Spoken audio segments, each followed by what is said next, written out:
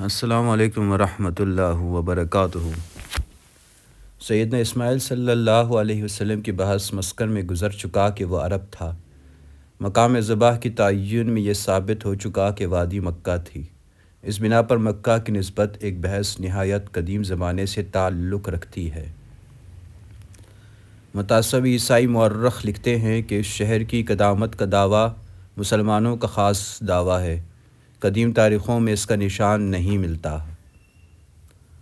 مرگیولوس اپنی کتاب میں لکھتا ہے، اگرچہ مذہبی خیال کی وجہ سے مسلمانوں نے اپنے مذہبی مرکز کو نہایت قدیم البنا قرار دیا ہے، لیکن صحیح روایات سے پتہ چلتا ہے کہ مکہ کی سب سے قدیم عمارت محمد صلی اللہ علیہ وسلم کے صرف چند پشت قبل تعمیر ہوئی تھی۔ مرگیولوس نے اس کے ثبوت میں اصحابہ کا حوالہ بھی دیا ہے اور اس کی صحت سے انکار نہیں، لیکن اس کل بیان میں مغالطہ ہے جس کو اصل کتاب میں ظاہر کر دیا ہے۔ اس بنا پر اس بحث کو کسی قدر تفصیل کے ساتھ لکھتے ہیں۔ مکہ کا قدیم اور اصلی نام بقا ہے۔ قرآن مجید میں یہی نام ہے، جس کا ترجمہ ہے کہ پہلا متبرک گھر جو آدمیوں کے لیے بنایا گیا وہ بقا میں تھا۔ کتاب زبور 84:6 میں ہے کہ بقا کی وادی میں گزرتے ہوئے اسے ایک کنواں بتاتے، برکتوں سے مورت کو ڈھانک لیتے، قوت سے قوت تک ترقی کرتے چلے جاتے ہیں۔ اس عبارت میں بقا کا جو لفظ ہے یہ وہی مکہ معظمہ ہے، لیکن اگر اس لفظ کو اس میں علم کے بجائے مشتق قرار دیں تو اس کے معنی رونے کے ہوں گے، اور یہی وہی عربی لفظ بقا ہے۔ چونکہ یہود و نصارہ ہمیشہ مکہ کی وقت مٹھانے کے درپے رہتے آئے، اس لیے بہت سے مترجمین نے عبارت مذکور میں بقا کا ترجمہ رونا کر دیا ہے، لیکن ہر شخص خود سمجھ سکتا ہے کہ اس حالت میں وادی بقا کے کیا معنی ہوں گے۔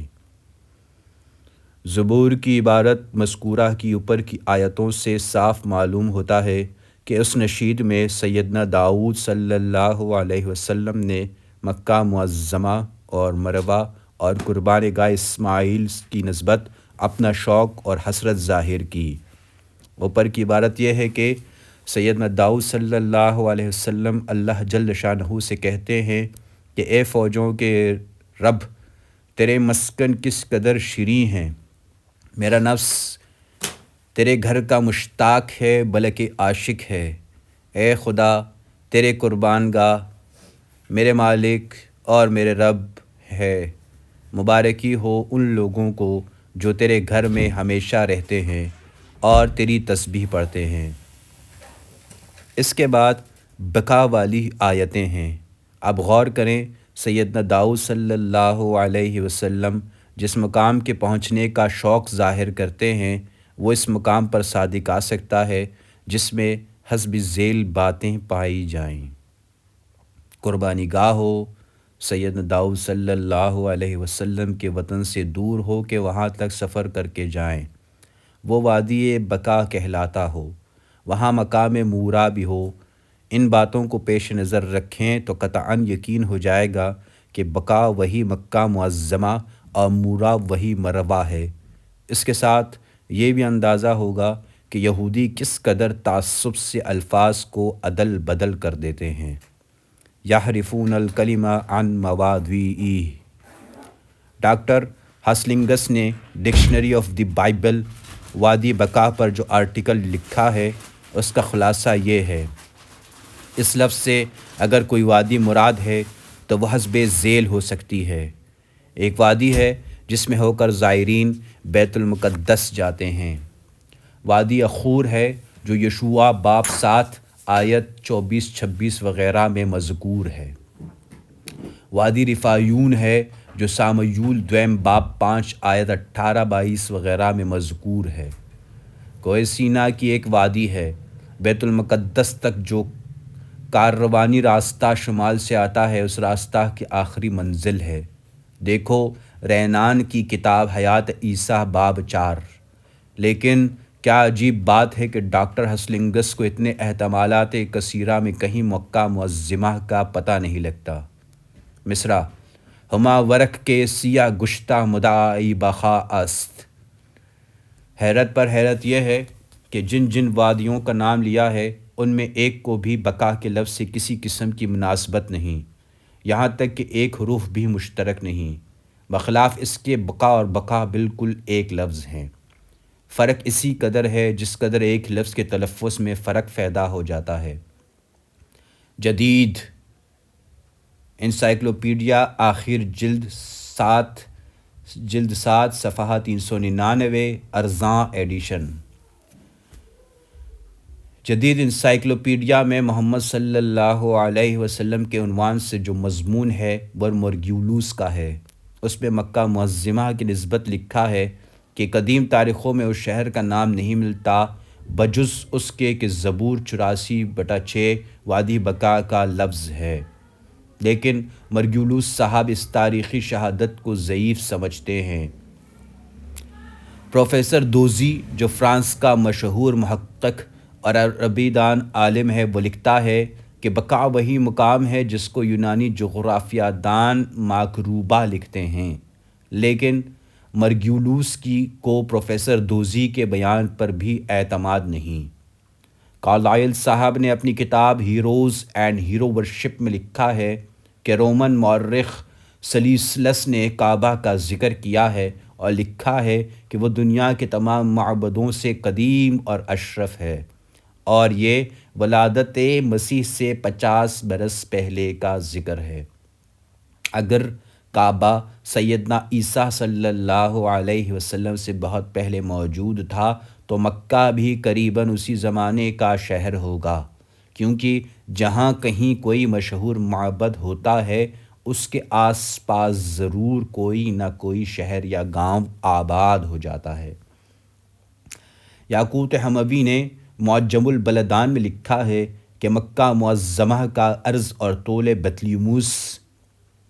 بطلیموس کے جغرافیہ کا ترجمہ عباسیوں کے زمانے میں ہو گیا تھا، اور مسعودی اور ابن الندیم نے اکثر اس کے حوالے دیے ہیں کہ مکہ معظمہ کا عرض اور طول بطلیموس کے جغرافیہ میں حسب ذیل ہے کہ طول 78 درجہ، عرض 3 درجہ۔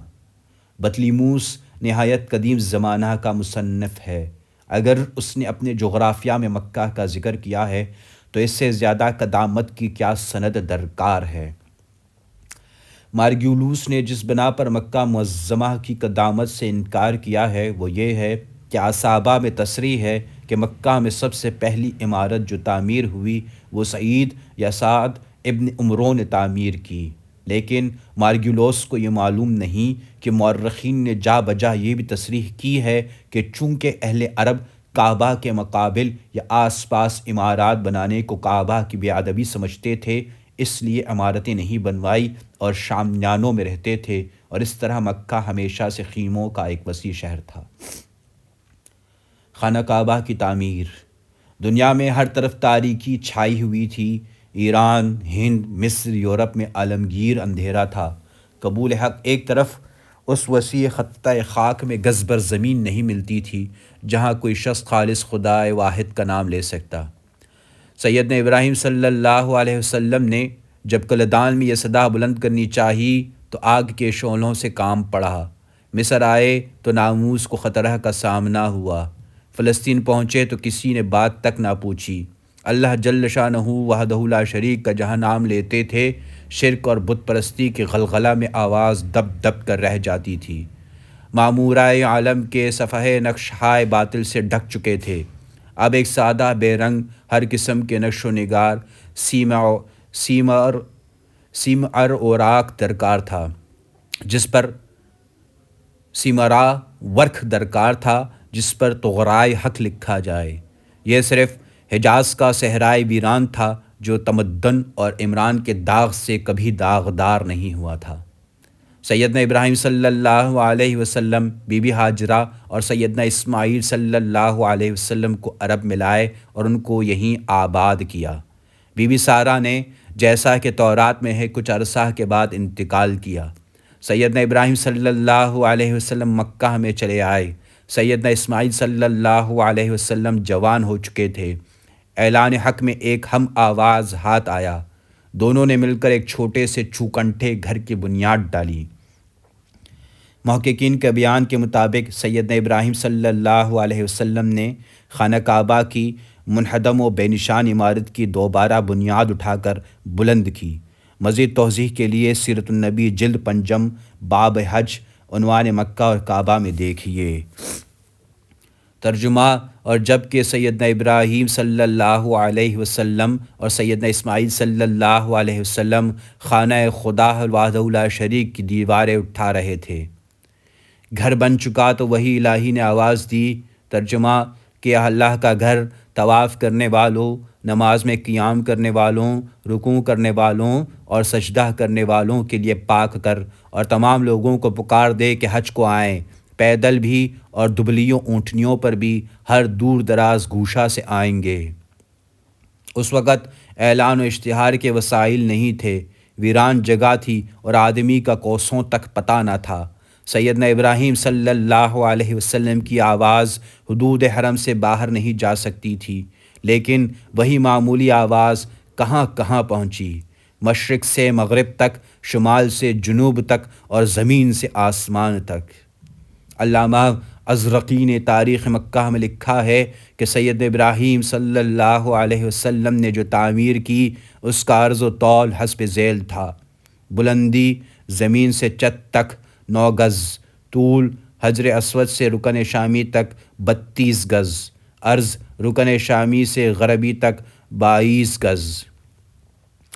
عمارت بن چکی تو سیدنا ابراہیم صلی اللہ علیہ وسلم نے سیدنا اسماعیل صلی اللہ علیہ وسلم سے کہا کہ ایک پتھر لاؤ تاکہ ایسے مقام پر لگا دوں جہاں سے طواف شروع کیا جائے۔ تاریخ مکہ موسوم اعلام بیت الحرام میں ہے۔ ترجمہ۔ پھر سیدنا ابراہیم صلی اللہ علیہ وسلم نے سیدنا اسماعیل صلی اللہ علیہ وسلم سے کہا کہ ایک پتھر لا دو تاکہ ایسی جگہ نصب کر دوں جہاں سے لوگ طواف شروع کریں۔ اللہ وحدہ لا شریک کا یہ گھر ایسا سادہ تعمیر ہوا تھا کہ نہ چھت تھی، نہ کیواڑ اور نہ چوکھٹ بازو تھے۔ جب قصاح ابن کلاب کو کعبہ کی تولیت حاصل ہوئی تو انہوں نے قدیم عمارت گرا کر نئے سرے سے تعمیر کی اور کھجور کے تختوں کی چھت ڈالی۔ اعلام بحوالہ کتاب النصب از ابن بکارو ابن الماوردی۔ کعبہ کی برکت اور کشش سے لوگ آس پاس آباد ہونے لگے، چنانچہ سب سے پہلے قبیلہ جرہم آ کر آباد ہوا۔ اس قبیلہ میں مزاز ابن عمرو جرہمی ایک ممتاز شخص تھے۔ سیدنا اسماعیل صلی اللہ علیہ وسلم نے ان کی لڑکی سے شادی کی۔ ان سے 12 اولاد ہوئیں جن کے نام تورات میں مذکور ہیں۔ ان میں سے اکثر اہل عرب قیدار کی اولاد ہیں۔ سیدنا اسماعیل صلی اللہ علیہ وسلم کی وفات کے بعد ان کے بڑے بیٹے نابت کعبہ کے متولی ہوئے۔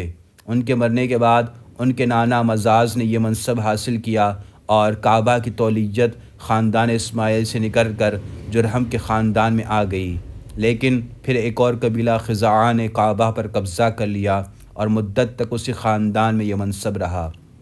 سیدنا اسماعیل صلی اللہ علیہ وسلم کا خاندان موجود تھا، لیکن اس نے کچھ مزاحمت نہیں کی۔ قصہ ابن کلاب کا عہد آیا تو اس نے اپنا آبائی حق حاصل کیا، چنانچہ اس کی تفصیل آگے آتی ہے۔ حرم کعبہ پر سب سے پہلے جس نے پردہ چڑھایا وہ یمن کا حمیری بادشاہ اسد طبع تھا۔ یمن میں ایک خاص قسم کی چادریں بنی جاتی ہیں جن کو بردیمانی کہتے ہیں۔ یہ پردہ انہی چادروں سے تیار کیا گیا تھا۔ قصہ ابن کلاب کے عہد سے تمام قبائل پر ایک محصول لگا دیا گیا جس سے پردہ تیار کیا جاتا تھا۔ علامہ ازرقی نے لکھا ہے کہ حضرت محمد صلی اللہ علیہ وسلم نے بھی یمنی پردہ چڑھایا تھا، لیکن اس روایت کے سلسلے کا ایک راوی واقدی ہے۔ حضرت عمر رضی اللہ عنہ نے اپنے عہد میں قباطی کا پردہ چڑھایا تھا جو مصر میں بنا جاتا ہے۔ ان کے بعد معمول ہو گیا کہ ہر خلیفہ اپنے عہد خلافت میں پردہ چڑھاتا تھا۔ بنو امیہ نے دیبا کا پردہ چڑھایا تھا۔ مامون الرشید ہر سال 3 پردے چڑھاتا تھا۔ حج کے زمانے میں دیبائے احمر کا، رجب میں قباتی کا، عید الفطر میں دیبائے سفید کا۔ مصر میں جب سلطان صالح ابن سلطان کلاوون بادشاہ ہوا تو مصر کے 2 گاؤں پردہ کے مصارف کے لیے وقف کر دیے۔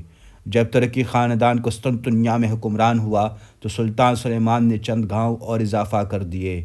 اعلام بے اعلام بیت اللہ الحرام، خانہ کعبہ پر پردہ چڑھانے کی تاریخ بتفصیل فتوح البلدان بلازری اور تاریخ مکہ ازرقی اور معجم البلدان وغیرہ میں ہیں۔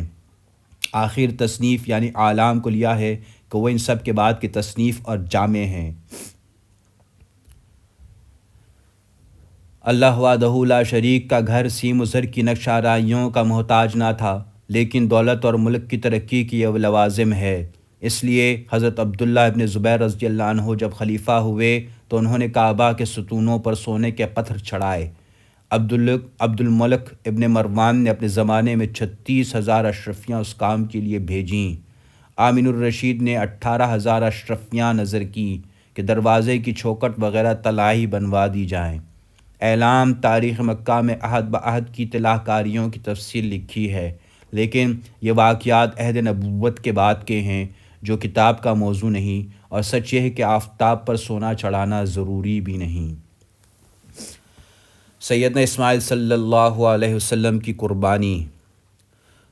اللہ وحدہ لا شریک کا گھر بن چکا تو ضرورت تھی کہ اس کی طلوعیت اور خدمت کے لیے کوئی نفس قدسی تمام مشاغل سے الگ ہو کر اپنی زندگی اس پر نظر چڑھا دے۔ اس قسم کی نظر کو ابراہیمی شریعت میں قربانی سے تعبیر کرتے تھے۔